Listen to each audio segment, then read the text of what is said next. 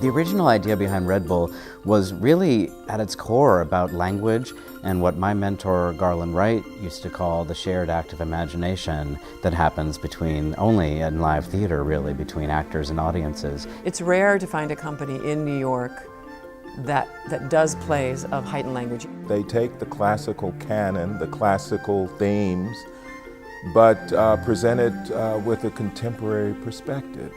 What makes Red Bull very unique to me is the choice of material, how daring they are. The complexities of the language, the bigness of the language, the specificity of the language, and the lack of irony. When I first heard about Red Bull, I was delighted and relieved to think that I wasn't the only person that had a taste for Elizabethan and Jacobean plays. One of the great tests of any theater company is what they can do with the bare minimum and the imaginative world that they can create with almost nothing. And Red Bull can certainly do that. And even though they have more resources now, there's still that grain of scrappy imagination that can create something out of virtually nothing. They're doing an invaluable service, not only to these plays, but to the culture at large, to the city at large. They bring such passion to what they do that it can't help but be communicated to the audiences that come and attend their work.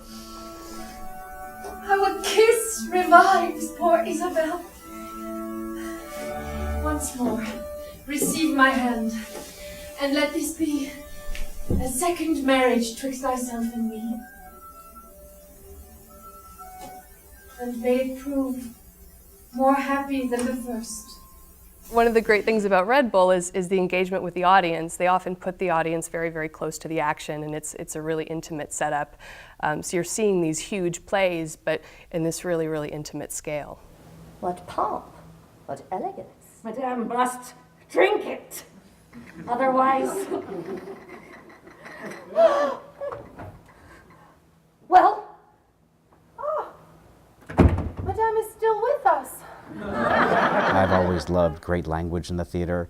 I've always loved simple but expressive theatrical effects in the theater, and what can happen in a room with great actors performing great classic stories with wonderful language and evocative language, with very little needed in the way of scenery or elaborate, spectacular effects. Till this minute, you might have safe returned. Now you cannot! You have dogged your own death!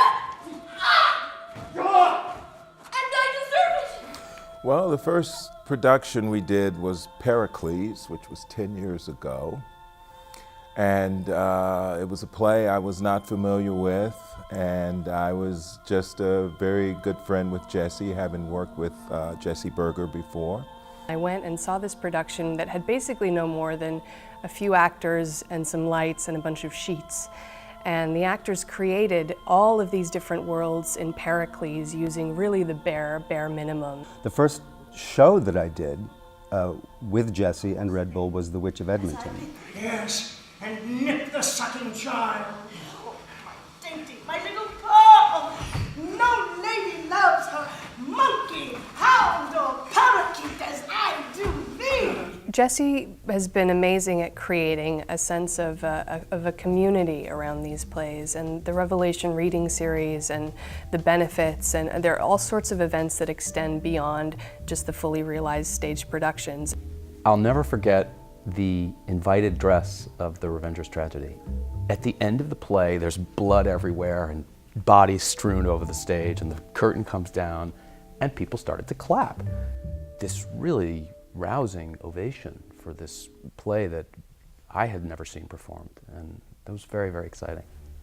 I'm happy to think that Red Bull is on the cutting edge not only of acting and interpretation, but also of technical design.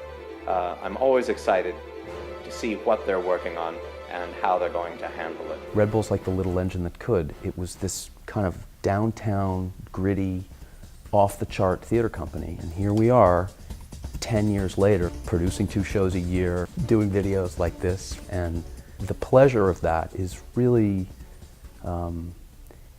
it's very satisfying to be part of something like this, to be part of something that has succeeded against most of the odds. I think we're at a really exciting point in the life of Red Bull Theater. When I first started it in 2003 in the basement of the Culture Project on 45 Bleecker Street, I could have imagined, I really could have imagined the company lasting 10 years, but I didn't really think it would. So to have it have lasted 10 years and to have this family and company of supporters who've grown up around it inspires me every day.